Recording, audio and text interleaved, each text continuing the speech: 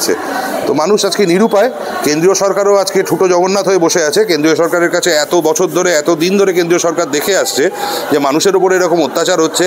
ঠিক আছে, আমি ধরে নিচ্ছি অন্য মানুষের কথা ছেড়ে দিন, কেন্দ্রীয় সরকার দেখতে পাচ্ছে খুব ভালো করে যে কেন্দ্রীয় সরকার যে দল চালায় সেই রাজনৈতিক দলের যারা কার্যকর্তা বা যারা কর্মীবৃন্দ তাদেরকে কত রকমভাবে তাদেরকে সাফার করতে হচ্ছে। মানুষ প্রাণ হারাচ্ছে, মানুষ ধর্ষিতা হচ্ছে, লাঞ্ছিত হচ্ছে, মানুষ গৃহহীন হচ্ছে, মানুষকে করিডোর পার করে মানে নর্থ বেঙ্গলের থেকেও আসামে চলে যেতে হয়েছিল, যেখানে আসামেও মানুষকে পুনর্বাসনের কিছু ব্যবস্থা করা হয়েছিল সেই সময়তে। এটা গেল বছরের ঘটনা বলছি। তা সত্ত্বেও যদি আজকে চোখ কান বন্ধ করে কেন্দ্রীয় সরকার বসে থাকে তাহলে বলতে হয় যে কেন্দ্রীয় সরকারেরও আমাদের মানুষের জীবনের জন্য কোনো রকমের দাম নেই। কেন্দ্রীয় সরকার দেখতে থাকছে শুধু বসে বসে যে মানুষ প্রাণ হারাচ্ছে, আর এখানে প্রত্যেক দিন আইনের শাসনের একটা মানে ভুলুণ্ঠিত হচ্ছে সেই জিনিস দেখছে। এটাই সবথেকে দুঃখের ব্যাপার। বাংলার মানুষ যাবে কোথায়? এই প্রশ্ন আর কোথায় কাকে করবো আমরা যারা দেখছি যে সংবিধান এরমভাবে রেগুলার বেসিসে ফেল করছে এই রাজ্যে, আমরা তো কেন্দ্রের দিকে তাকিয়ে থাকি, কারণ সংবিধানের মধ্যেই কেন্দ্রীয় শাসনের বা রাষ্ট্রপতি শাসনের ধারাগুলি আছে। কিন্তু তা সত্ত্বেও যদি ছোটো জগন্নাথ হয়ে বসে থাকে কেন্দ্র, তাহলে মানুষ আজকে হেল্পলেস, কিছু করার নেই। এটাতে খুব ভালো করে বোঝা যাচ্ছে যে ভারতবর্ষের মধ্যে পশ্চিমবঙ্গ একটি রাজ্য এবং এ রাজ্যে ভারতীয় সংবিধানের কোনো ভ্যালু নেই। সংবিধান বাদ দিয়ে এখানে অন্য কোনো একটা সংবিধান চলছে, যেটি কোনো একটি পার্টিকুলার রাজনৈতিক দলের সংবিধান, যেখানে দেখা যাচ্ছে যে পুলিশ একটি রাজনৈতিক দলের মানে যারা রুলিং ফ্যাকশন আর কি তাদের সেবক হিসেবে কাজ করছে, যেখানে বেআইনি কাজ হলেও পুলিশ সেখানে গিয়েও তাদেরকে সেবা প্রদান করছে। অথচ আইনত যদি কোনো পারমিশন চাওয়া হয় বিরোধী দলগুলির তরফ থেকে কোনো রকমের অবস্থান করার জন্যে, সেখানে রাজ্য বিভিন্নভাবে সেগুলোকে নাকচ করছে এবং বিভিন্ন রকমের অবজেকশন দিচ্ছে। তো এর থেকে তো খুব ক্লিয়ার হয়ে যাচ্ছে যে এই রাজ্যে ল অ্যান্ড অর্ডারটা সম্পূর্ণভাবে ফেল করেছে। আমরা দেখলাম যে জলপাইগুড়িতে যে জায়গায় একজন মহিলাকে মানে সালিসি সভা করে তাকে আমাদের অপদস্থ করা হয়েছে, মারধর করা হয়েছে, তিনি অপমানে আত্মহত্যা করেছেন। কী বলবেন? আমি যে কথাটি শুরুতে বললাম এটি তো তারই আরেকটি দৃষ্টান্ত, কেননা এটি basically state within a state, মানে একটা রাজ্যের ভেতরে আর একটি রাজ্য চলছে, এর একটি প্যারালাল গভর্নমেন্ট কাজ করছে, যে গভর্নমেন্ট সংবিধানকে মানে না, যে গভর্নমেন্ট সংবিধানের সম্পূর্ণ ঊর্ধ্বে এবং যে গভর্নমেন্ট নির্বাচিত নয় আর কি।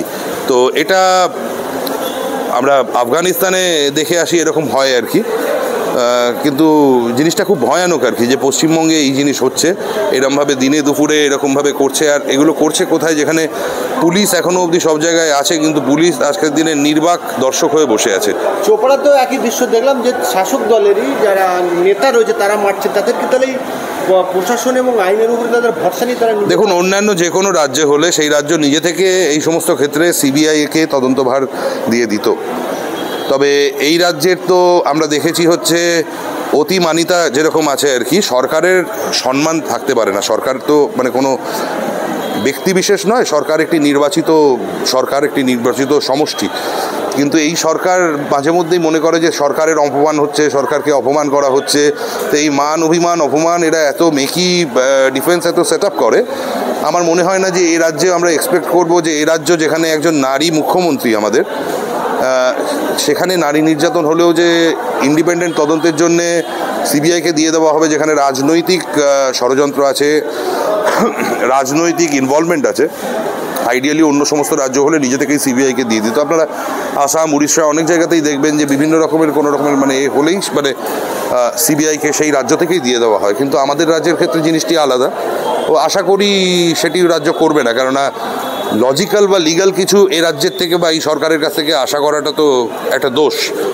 তো সম্ভবত আদালতেই লড়াই করতে হবে।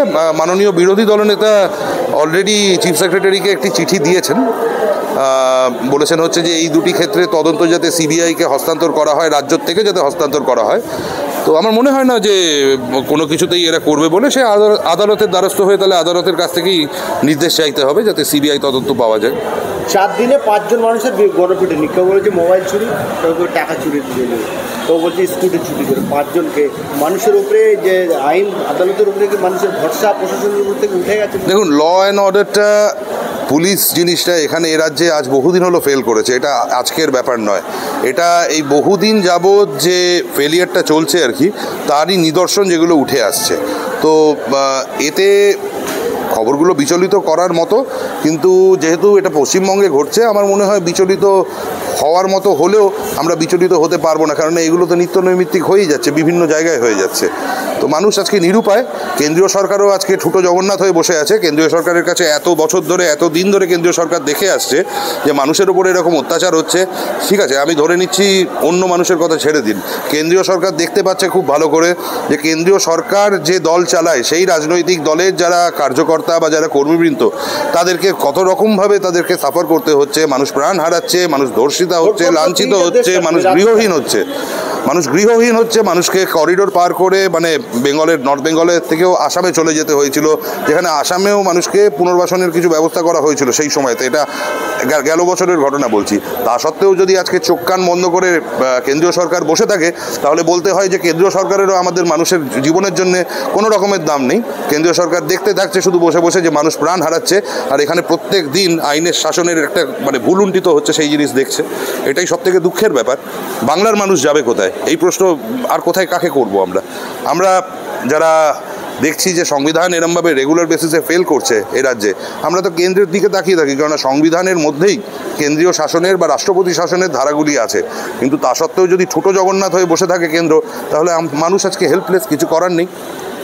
ঝাড়খণ্ডের মুখ্যমন্ত্রীকে গ্রেপ্তার করেছে, দিল্লির মুখ্যমন্ত্রীকে গ্রেপ্তার করেছে। বর্তমান পশ্চিমবাংলায় একাধিক দুর্নীতি সমস্ত রাজ্যের সেকেন্ড কমান্ড অভিষেক বন্দ্যোপাধ্যায় এবং মমতা বন্দ্যোপাধ্যায়ের দিকে যায়। তারপরেও কেন্দ্র সরকার যে সরকার চলছে তারা কিন্তু এই কোনো পদক্ষেপ নিচ্ছে না। শুভেন্দু অধিকারী এই প্রসঙ্গে বলেছেন যে রাজ্যপালকে অনুরোধ করবো কেন্দ্রকে চিঠি দিয়ে 355 ধারা অন্তত লাগু করে পুলিশ থেকে সরিয়ে নেওয়া যায়। এই প্রসঙ্গে আপনি কী বলবেন? মহামান্য রাজ্যপাল মহাশয় ঠিক করবেন। ওনাকে যদি চিঠি দেওয়া হয় বিরোধী দলনেতা মাননীয় বিরোধী দলের তরফ থেকে, রাজ্যপাল মহাশয় ঠিক করবেন। আশা করব যে ঘটনা চলছেন সেই ঘটনাগুলো সমস্ত উনি কগনিজেন্স নেবেন, নিয়ে যেটা লজিক্যাল। আজ বহু বছর ধরে অত্যাচার চলছে, আজ বহু বছর ধরে মানুষ লাঞ্ছিত, আশ্রয়হীন, প্রাণ বহু মায়ের কোল খালি হয়েছে। ইনফ্যাক্ট বহু বিরোধী দল যারা করে আর কি, তার এমএলএ পর্যন্ত আমরা দেখি হচ্ছে যে একই ধারায়, যেখানে দেখতে পাচ্ছি হচ্ছে যে মানুষের পাটি বেঁকে আছে, তার গলায় দড়ির ফাঁস দিয়ে বলা হচ্ছে যে সে নাকি আত্মহত্যা করেছে। একই ডিজাইনে বিরোধী দলের যারা কর্মীবৃন্দ আছে, নেতা যারা আছে, বহু লোককে এরমভাবে মার্ডার করা হয়েছে। তৎসত্ত্বেও এই জিনিস যদি চলে যায়, আমাদেরকে মনে করতে হবে যে তাহলে ওই গান্ধীর 3টে বাঁদরের কথা মনে করতে হবে, যে একটা বাঁদরের 2টো চোখে হাত দেওয়া, একটা বাঁদরের 2টো কানে হাত দেওয়া, একটা বাঁদরের 2টো মুখে হাত দেওয়া। শেষ প্রশ্ন করব, রাজ্যসভা টিভি চলছে, রাজ্যসভার যা ঘটছে ভারতবর্ষের মানুষ দেখছে, লোকসভার টিভি আছে দেখছে, উত্তরপ্রদেশ বিধানসভায় টিভি, বিভিন্ন রাজ্যে তারা বিধানসভায় টিভি রেখে দিয়েছে, তারা জনসাধারণ দেখতে পাচ্ছে যে এনে কী হচ্ছে না হচ্ছে। সেই জায়গায় আমরা দেখতে পাচ্ছি বর্তমান শাসক দল ক্ষমতা আসার পর থেকে আমাদের বিধানসভা টিভি বন্ধ করে দিয়েছে। তাহলে এই সরকার কী লুকাতে চায়? দেখুন, প্রবলেমটা হচ্ছে আমাদের এটা একটা গণতন্ত্রে রাজা কারা? রাজা হচ্ছে যারা প্রজা, তারা প্রজা মানে দেশের প্রজা, কোনো রাজা বা রানীর প্রজা নয়। আর যাদেরকে নির্বাচিত করা হচ্ছে তারা হচ্ছে সেই সমস্ত জনসাধারণের সেবক। কিন্তু দুঃখের বিষয় এই, যারা পশ্চিমবঙ্গ সরকারটিকে চালাচ্ছে তারা মনে করে হচ্ছে যে মানে পশ্চিমবঙ্গে যত বসবাসকারী আছে সবাই হচ্ছে দাস এবং দাসী, কৃতদাসত্বে তারা সমস্ত আবদ্ধ। তো তাই জন্যেই এই জিনিসটা তারা ভাবে।